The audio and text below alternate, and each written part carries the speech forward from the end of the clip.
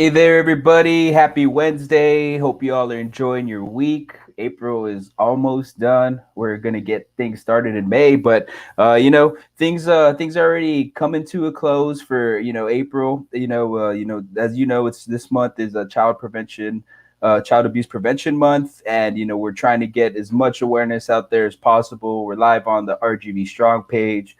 We're live on the Children's Advocacy Center of Cameron County and Willacy County too. So hello. If you don't know me, my name is Eddie Borrego. I run the RGV Strong page. I've been helping out with these webinars every week. Been helping out Gabe and Debbie get these together, and then also, we're also spotlighting some awesome friends that they have around the community when it comes to their nonprofits. So today we got a few guests that are going to talk about their nonprofit and talk about what you can do to help out.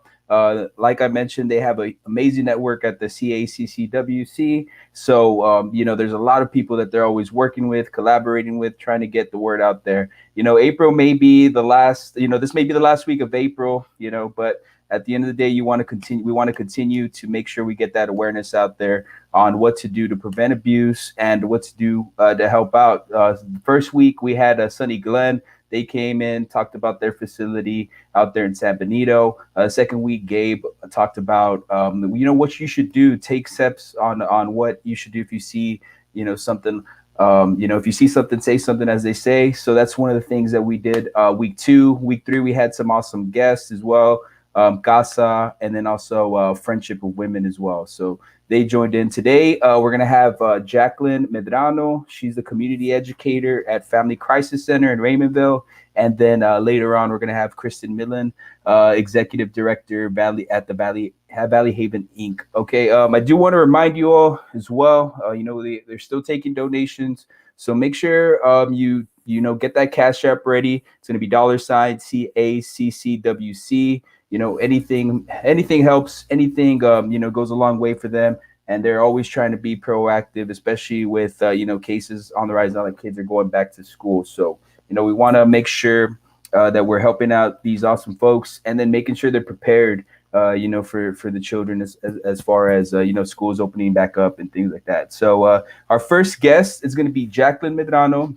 She's going to be talking about the Family Crisis Center in Raymondville, and talk about how you could help out too. So we're gonna have her on right here. Hey there, Jacklyn. How you doing today? I'm doing good. Thank you for inviting us today.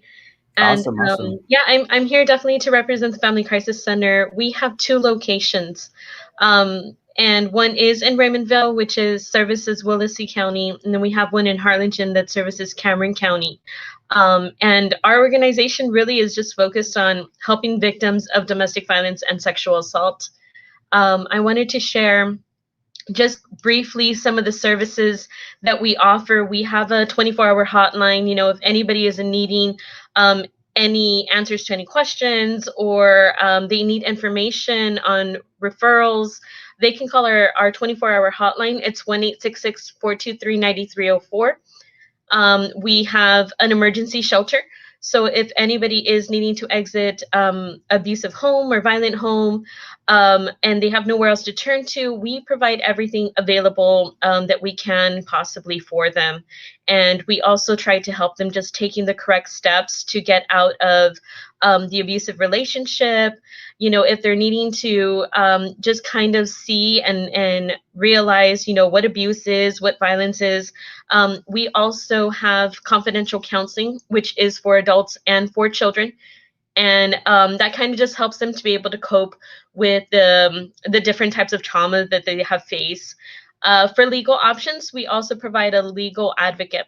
So she's able to help and assist with any type of procedures that are needing to be taken in case they're needing a protective order, go to court for child custody. We try to help in all different types of situations. Support group, we're starting it up hopefully soon, right? Pandemic has kind of thrown off our schedule in support group, but there are still means and ways through online services. And then we do any type of accompaniment, hospital, police, court, right? We just want to know that all the survivors, those who have been victimized, that they have a support group within us.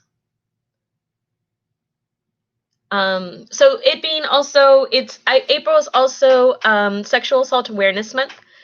And I kind of just wanted to see the different spectrum of what sexual harassment consists of, and then also what sexual assault is. So I don't know if you can visually see this chart, but it starts with sexual harassment. Will start with crude jokes, sexual comments, vulgar pictures, something that could be taken lightly, but in many cases of anything that victims are around, survivors of this, that could definitely be something that hinders or triggers. And of course, we always want to show respect to the people around us. So it can escalate to seductive behavior or inappropriate advances, touching, pinching, groping. It could lead to threats, blackmail, sexual bribes. These are things that we could see, happen within our work, people around us, neighbors, even just in the public, right? Physical force, sexual fondling, and forcible assault, that's all sexual assault. So keep in mind, when you're out in the public with family members in a gathering, to be mindful of our surroundings, what's happening around us. Because one thing that we did cover this month on our Facebook page, and you all are more than welcome to check out the Family Crisis Center, and we put up a lot of information concerning domestic violence, teen dating violence, child abuse, anything that has to do.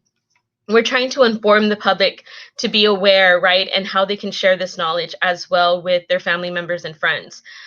Sexual assault bystander intervention is something that's extremely important. We're out in the public a lot, right?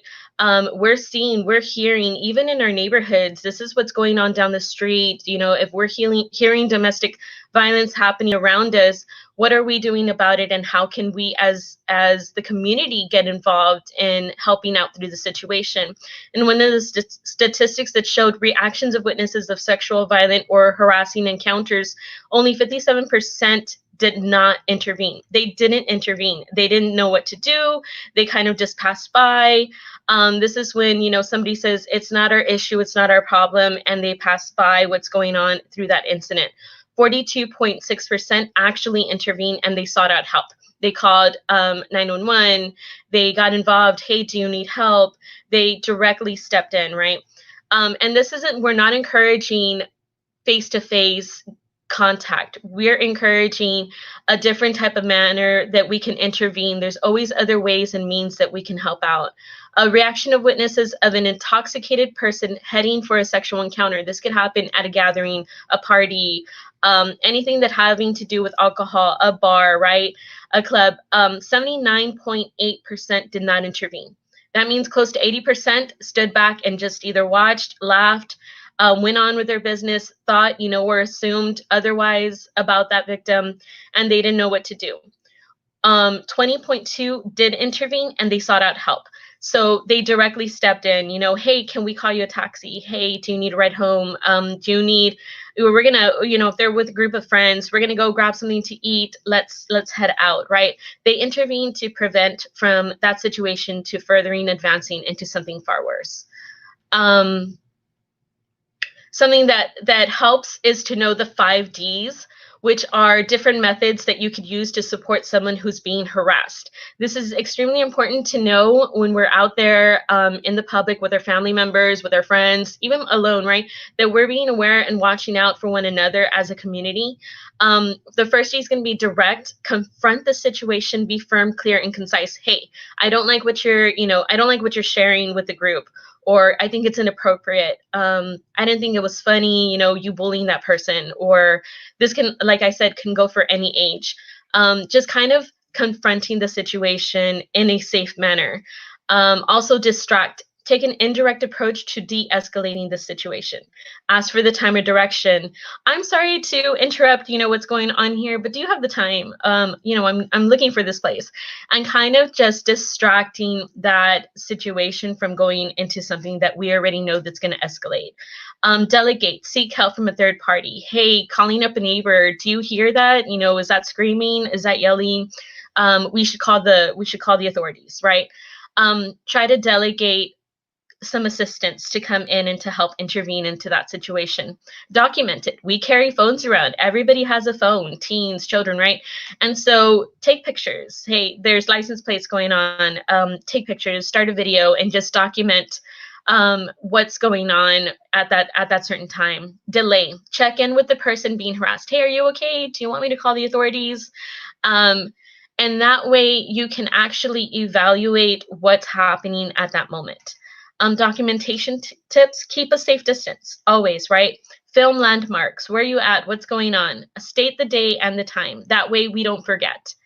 And lastly, I wanted to share our denim day is today. So everybody in our offices are wearing denim, just highlighting the importance of what it is to stand up with victims and stand against sexual assault. So it started off in 1992. An 18-year-old girl was taking her first driving lesson, and she was sexually assaulted by her instructor. She told her parents, right, even after he had threatened to kill her if she told anybody.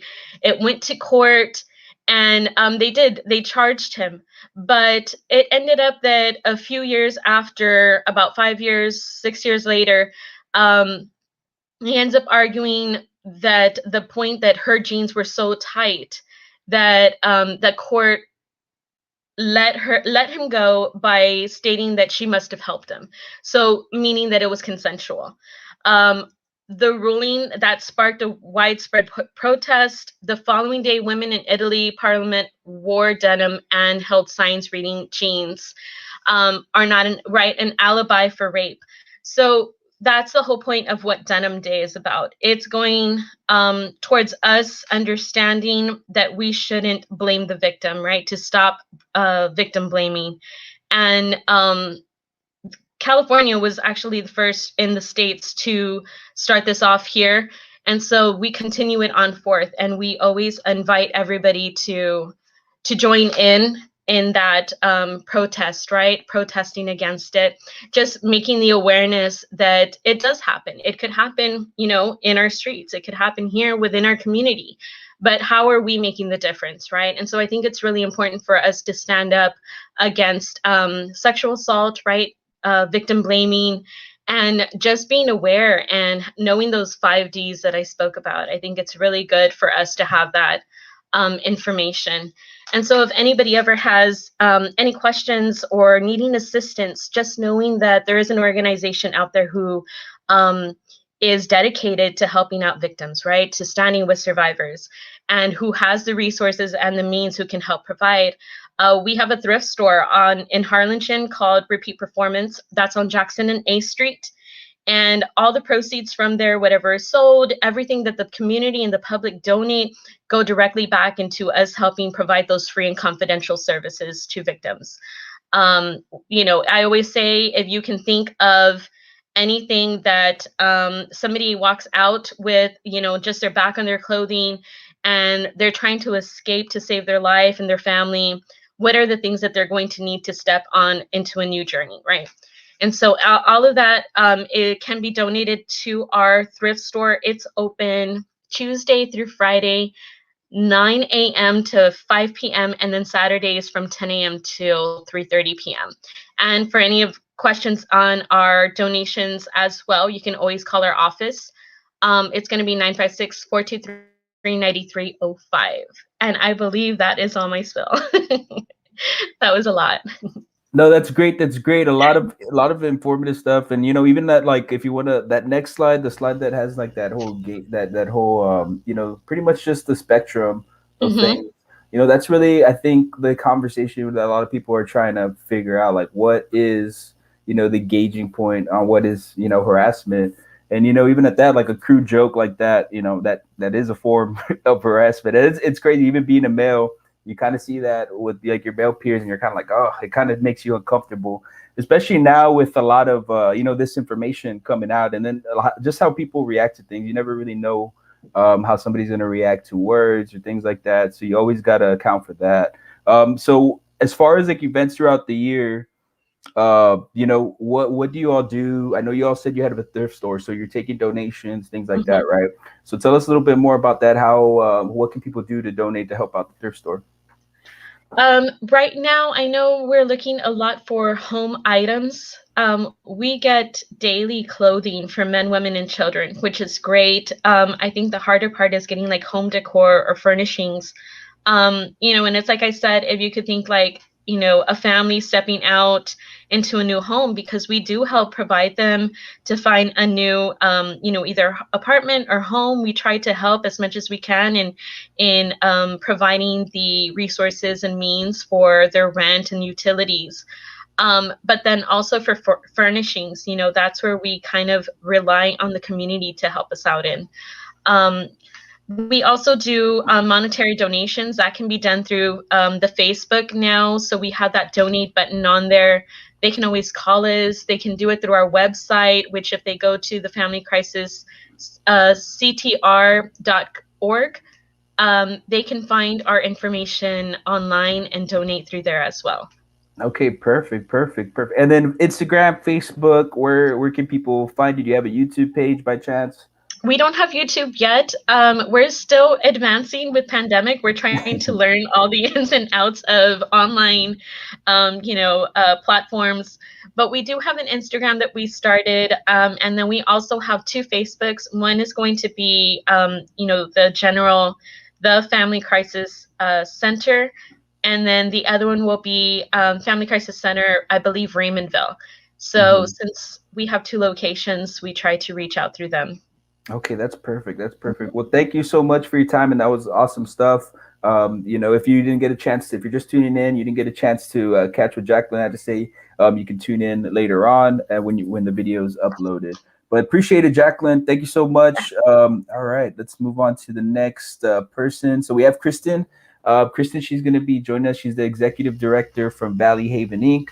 She's going to be talking a little bit about her organization, and then also, what we could do also to help out. So, hey there, how we doing? Hi, Ready I'm to good. How go? are you? Doing Hi. good, doing good. All right, Kristen. So I'll let you take over. All right. Okay. You can see my screen, right? We're good. Yes. Uh, All set. so I'm Kriston Millon. I'm from Valley Haven, and Valley Haven is a 36-bed nonprofit emergency children's shelter here in Harlingen. And we provide emergency services for children ages 0 to 17. Our kids have been removed from their homes due to abuse or neglect by Child Protective Services. And we focus on accepting placement for children that are located throughout the Rio Grande Valley. So normally from Laredo to Harlingen, Brownsville, and up to Corpus. So we try to keep usually the kiddos from the valley. But we are able to take children from the entire state of Texas. We normally don't. We just stick to our region normally. So this is a picture of Valley Haven. It's we're located on Business 83 in Harlingen, close to Stefano's. So if you ever see a bunch of kids playing outside, those are our kiddos. And we have, let's see, trying to go. There we go.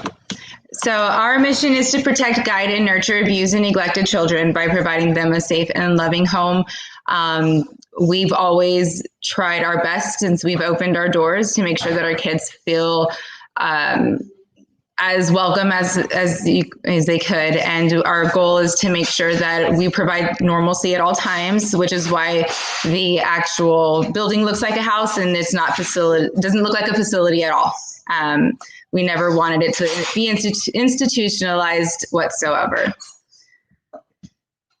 So it all started basically when I think there's a call in this slide, but I'm not going to play it. But we were becoming CACCWC volunteers, and we heard a phone call during this CACCWC training that we were doing. And during this call, we decided that we needed to basically do something about the situation that was happening because there were no shelters in the Rio Grande Valley. And that being said, we found out sibling groups were being split up and separated across the state of Texas because there were no shelters. So when they were being removed from their homes, they were literally being split up, sent to Corpus, Laredo, San Antonio, and all over Texas, and not able to stay together. And if we know the Valley and we know our demographics, we also know that we have large sibling groups. And most of the times our sibling groups care for each other in these situations. So it was very heartbreaking knowing, especially now, we know how our sibling groups are, how much they actually do our bond and our care for each other. And so just knowing that they used to separate siblings in the past, it's really heartbreaking. So to be able to keep them together, that's our main goal. And we focus on large sibling groups and what we can do to make sure they stay together, not only with Valley Haven, but when they leave Valley Haven, whether it's to go to a family member or to go to a foster home, our goal is to try to help CPS in any way we can to make sure they stay together. So that's what got us started with trying to open Valley Haven, was knowing that there were no resources for our kiddos at the time. Oh, I'm not going to play that. I don't want to hear it now. So we started Valley Haven renovations in 2015. Then in 2016, we finalized our construction and began fundraising and grant processes. 2017, we provided a safe place for the CPS caseworkers and over 100 children actually to stay without placement. They used our facility since we did not actually have a contract yet or a license. It was ready to be used. We were still in our process. So they were able to sleep there, the kiddos, instead of at the CPS offices. So our building was used for almost a year before we were actually able to staff it and have children live there permanently or until they could find them placement. And we received our license in 2018 and our contract with the state of with Texas. So the impact that we have, and this did not update. I don't know why it didn't update. Is it showing my screen on the other side? Do you know? Yes, you're good. Mm-hmm. So it has February 28th. Oh. Here we go. Where did it go? Sorry, I hit the wrong button. No worries. Okay, there we go. Okay, there. Now it's updated. Perfect.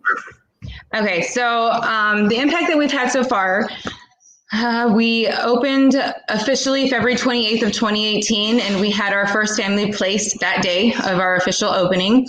By March 14th of 2018, Valley Haven was at our 36 bed capacity, so we were full. As of April 1st, 2021, we've had 809 children placed at Valley Haven. 35 of those kids have lived with us more than once, some of them more than twice. The average length of stay for 2021 right now is 93 days. We're a short-term facility. We're supposed to be 30 days for children ages 5 and younger. And for children 6 and older, we should be 90 days. But due to the pandemic, it's very hard to find foster placement. So we actually have had children still at Valley Haven since March of last year. So the 2021 number is kind of weird, but for this year it's 93, but we've actually had kids almost or over a year now. The longest length of stay is 377 days. The youngest guest ever, Valley Haven, was actually minutes old, and he was, someone had brought him to our shelter as a newborn, and we got him safely to the hospital. And then right now, as we speak, we have ages 0 to 17. All of our kiddos, we have male and female, are literally ages 0 to 17. We have one of every age, I want to say, except for maybe age 9. So we have newborns to teenage 17-year-olds. And we have siblings that range from 17 to, say, 5, 4, 3. So that age range is very important that we have 0 to 17 because of the large age gap in our siblings.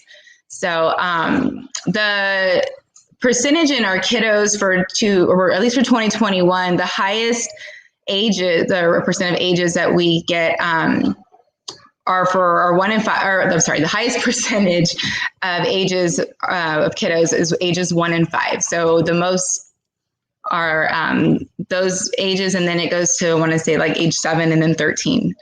Let's see. That one. So the services that we offer, we only offer emergency services. And so that means that they come to Valley Haven because there are no foster homes available at the time. And there are no family members that are able to take the children in. And so when they come to Valley Haven, they're with us until they can find them a placement suitable to be able to either take all the siblings together, or unfortunately, sometimes they do have to split them up to make sure that, they get. Sometimes they'll go to different family members if there's a lot of children in that family. There's a lot of scenarios or situations involved, but we do work with CPS. We don't find them placement. That's CPS. They have a whole unit for that, and they do a wonderful job at that. But we only provide services for them temporarily. So if they come to Valley Haven, we are the last resort. We are the last place that really they want to place us, because we are a shelter. We're an emergency placement. We're supposed to be short term. They, if they come to Valley Haven, it is normally at 2 in the morning. With nothing. They come literally without sometimes shoes. It's a very sad situation, and the timing is always when there's usually an unfortunate event that has happened. We offer TBRI services, so we try to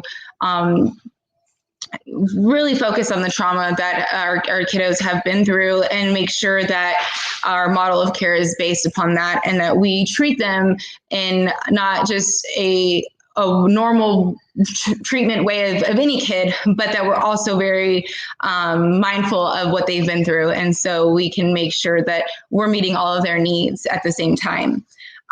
We partner with Disante Counseling, and they get weekly therapy, group therapy, and like I say, normalcy. We really, really want to make sure that we provide as much normal life as we can. So if they go to school, they go to school. If they want to play football, they'll play football. Sports is anything that I would allow my children to do at my house, I would allow them to do at the shelter, as long as, they have the grades and everything. Even though they're short term, I don't like to look at it that way, because if we can just impact them for that short amount of time they're with us, that's all that we want to be able to do. It's all we can do. It's all, time doesn't matter. So that's our goal for all of our kiddos. These are a few pictures from when we had actually first opened, from our open house. So it actually looks a lot different. There's a TV there now, and lots of books. We need to actually update these pictures. But I wanted to just throw some in here. It's hard to take pictures now because we have kids there, so we can't really have pictures of the kids up. So, and it's not as clean because, we have their stuff everywhere, and it looks like a normal house with teenagers and kiddos living in there. And we have a boys' side and a girls' side. And so we also we had a little Valley Haven Academy, when we called it. It was a little building we would take them to on the side when we were doing in-home schooling. So they didn't have to be in the shelter all day long. They were able to do schooling somewhere else, even though they weren't going to the school during this COVID pandemic. We're trying to give them some, again, sort of normalcy. And we have great staff that would help them do their schoolwork and log on and do what they needed to do. This is my contact information right here. If y'all would like to contact me, you can go to our website if you would like to look at our needs list or anything that Valley Haven. And a lot of people ask if we need anything, and we always need something.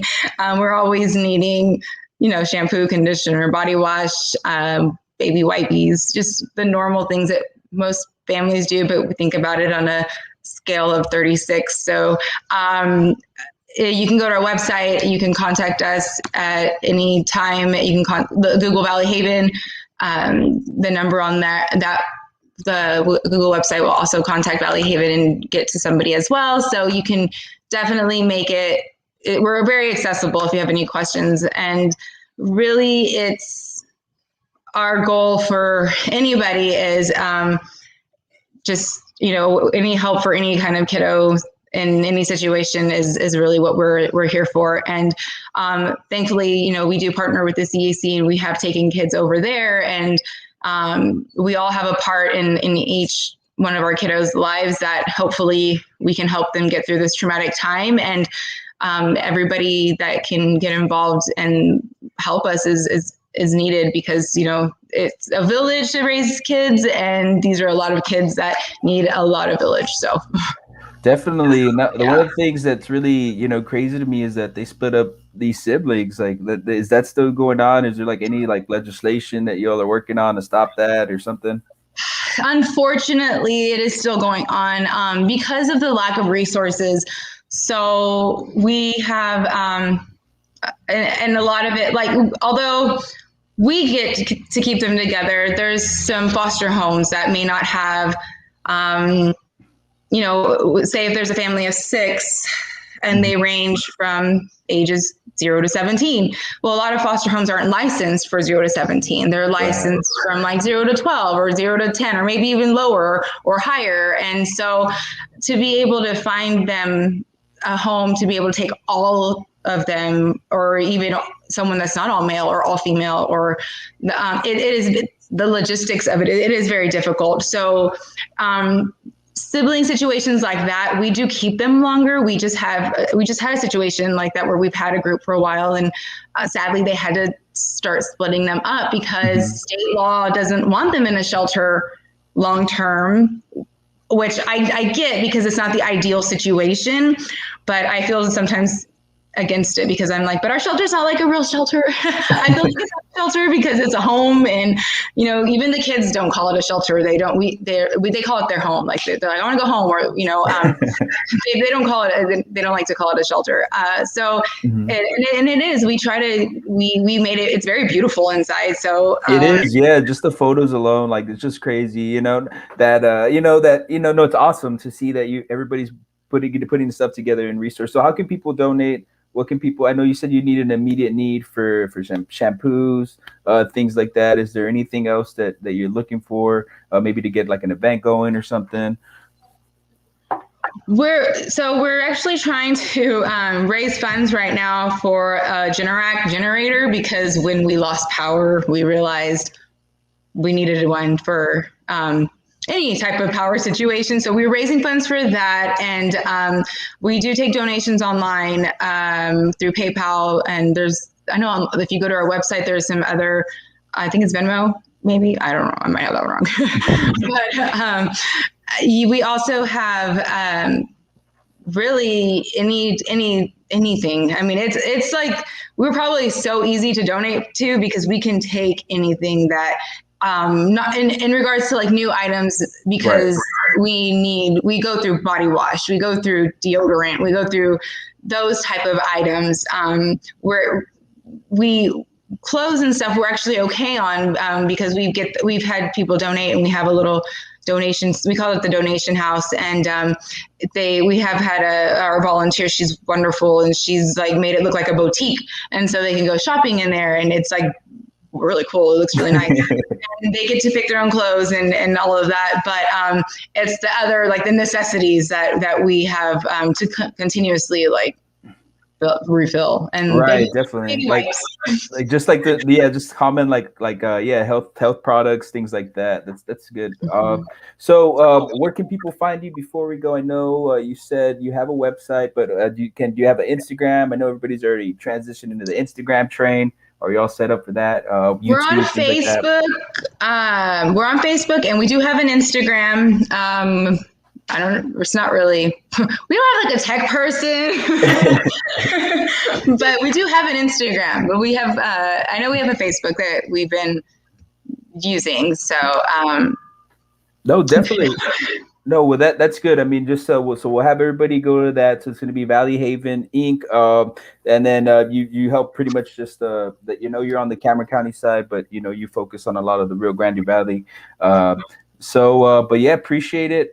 Thank you for your time. Does anybody? I'm gonna get Jacklyn on as well again too. That way, if anybody has any questions or anything like that, if you all have any questions with each other for each other too, we can do that. But yeah, no, definitely, it was awesome, good stuff. And I know there's a lot of stuff that especially being in that network I was talking about, the Children's Advocacy Center. I know you all are always helping each other out as far as nonprofits. Do you all work together on like any events or anything like that too?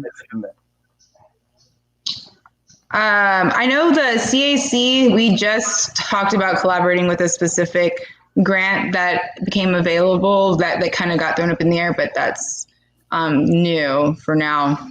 But I think because of the services that we kind of provide they serve the same population, but they're different. So it's kind of hard to, yeah. It's kind of a little challenge. That's one thing I've noticed too. It's kind of a challenge to help out different cities in the valley. You kind of just have to get a focus, and it's good that I know that you're all mostly on the Cameron County. I know. Is it the Lower Valley, right? The Lower Valley, they do definitely do need a lot of help out there too. But yeah, I mean, it was awesome to have everybody on. I'm glad that we could do these little series and connect and learn with everybody. But appreciate Jacklyn, appreciate Kriston for joining in. Make sure you all go follow the nonprofits. We got Valley Haven, and then we also have the Family Crisis Center, Raymondville, and then Family Crisis Center, the regular page as well. But anything y'all want to, anything you want to share before we leave, both of y'all? No, just appreciate this. Yeah. Any awesome stories, anything like that you want to share before we go? I guess not. Well, I have a lot. Yeah. Well, Kriston, just name one. I mean, just a little brief one. We still got a couple more minutes. So we have what's pretty cool is because when we do have kids leave Valley Haven, and we still keep in contact with a lot of our teenagers.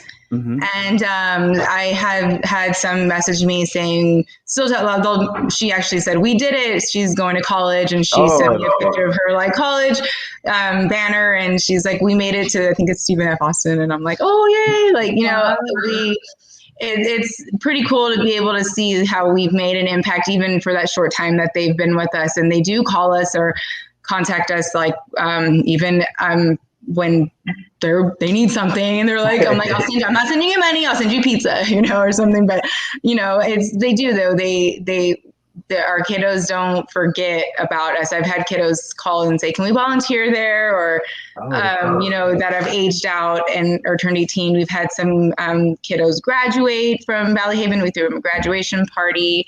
So it's a lot of times, sadly, the stigma with foster children is that they don't graduate, and they're troublemakers, or they have a bad reputation sometimes, and it's not like that all the time. And to me, honestly, if I went through what most of these kids went through, I probably would be have the same behaviors. A lot of it is misunderstood behaviors, I feel like. Right. And if people understood that, then maybe they would look at it in a different way and understand that it's a lot of behavior survivor skills more than an actual behavior, if that makes sense. Mm-hmm. So to be able to look behind, but we are able to see that, and we look behind the behavior, and we see the whole child, and we see the kid, and we get to know our kids, and we know that there's more to them than what the front that sometimes they can put on, and mm-hmm. and when we break through that, it's pretty cool, because you get to see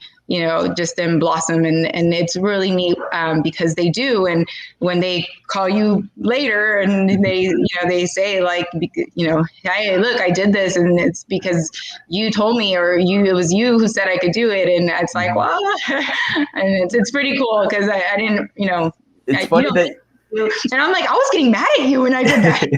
It's funny that you say that too, because I had a buddy recently, he didn't even mention it one time. And I mean, I guess we're not close friends, but he just told me that he's a foster kid. I didn't realize that. He seemed like a pretty, I guess because like you mentioned, they kind of sheltered off. They don't really want to talk about it, but he's a really focused person. He's always hardworking and things like that. But it kind of shook me, it's kind of, I feel like I mean, I think now, especially with the environment the way it is, I feel like you can talk about it, especially with children. I feel like we're encouraging them to open up a lot more and talk about these things and not have to deal with it themselves, you know. So Right. when I kind of figured when he said that, I was like, wow, I didn't even think about it, you know. I didn't even realize it, and it's crazy. But I feel like, yeah, you do really need. The kids do need to talk about it. You know, it actually gets them better, and that's cool that you could be there. You know, whenever they need advice and things like that. And what about you, Jacklyn? Anything that you would like to anything You know, fun that you I did or always, anything like that? yeah, I like always like to make sure that people understand that our services are not just for those who are going through, abuse or violence currently. Like it could be in the past, and Right. I think that a lot of people don't understand that we provide that free counseling. And I always mention counseling because I think it's something that's important. And then when it's free, to the community, so that way that they're healthier mentally, physically. All of that is going to be able to help them to cope through whatever it is that they're trying to change in their life. And especially if there's been trauma from any type of abuse, like it's needed, it's really Mhm. needed. Hmm. So utilize it, right? I always say, like, utilize us. Like that's what we're here for, that's what we want to do, just like Valley Haven. Like they're being utilized to help and to make better futures out there for our communities. Yeah, Yeah, awesome. And I I think think that's so that's awesome. important. That's great, and I appreciate you all again. Thanks for joining in. And then yeah, I think that's pretty much our time. But thank Yeah. you, Kriston. Thank you, Jacklyn, for Thank joining you. in. Really appreciate it. Anything you need from the RGV Strong page, you let me know. You know, I know you said something about needing some help tech wise. You know, feel free to let me know, and I'll see how I could help you out. That's how we're doing these little seminars too for the CACCWC. But anything you need, just let me know, and I'll figure out something. I always look. I love coming up with little campaigns here and there. But definitely, thank you all for your time, and I hope you have a beautiful Wednesday. Let me wrap things up for everybody, and we'll talk to you soon. Thank you. Thanks. All right, everybody. So that was we had Jacklyn Medrano, and then we also had Kriston Millon. Appreciate everybody for joining in. I do want to, before we go, like I mentioned, this is the last week of the Connect and Learn series for April. But I really appreciate everybody joining in and sharing. Really goes a long way. If you do want to keep track of what we've what we've done and who we had on, you can go to the videos tab on Facebook. And then, I'm gonna try to get these for CACCW so they could, start their YouTube channel too, and get things going. I'll probably have them up. So you could also find this on their page too. Before we go, I just want to stress this. Let me pull this up real quick. That way you can check it out. So, the Cash App that they just started up, they're really looking for donations, things like that. It's going to be $ CACCWC. Another way that you could help out that Debbie sent info on. So there's some Mother's Day grab bags. There's a beach fun goodie bag, and then some T-shirts that they have available. All of those are available for $20. So you can buy those, and it's going to go to a good cause, like I mentioned. So yeah, maybe make sure you get those going. Make if you want some more info on that, message. You can message the Strong page. I'll make sure to get you out there to Debbie. That way you can coordinate and get that. And then also, if you did participate in our trivia night, I really appreciate that. Thank you so much. You can also message the CACCWC page. I'll be reaching out to all the winners today, just to make sure that they get their prize claimed. Really appreciate everybody that joined in and had some fun for the Friends Trivia Night. But thank you all so much. Like I mentioned, I run the RGB Strong page. So if you need help as a nonprofit, things like that, let me know. And, we'll see what we can do. But appreciate your time, and thank you for joining us this April. You all are awesome and great. And, I'm looking forward to seeing you pretty soon. All right, everybody. Thank you so much, and have a beautiful week.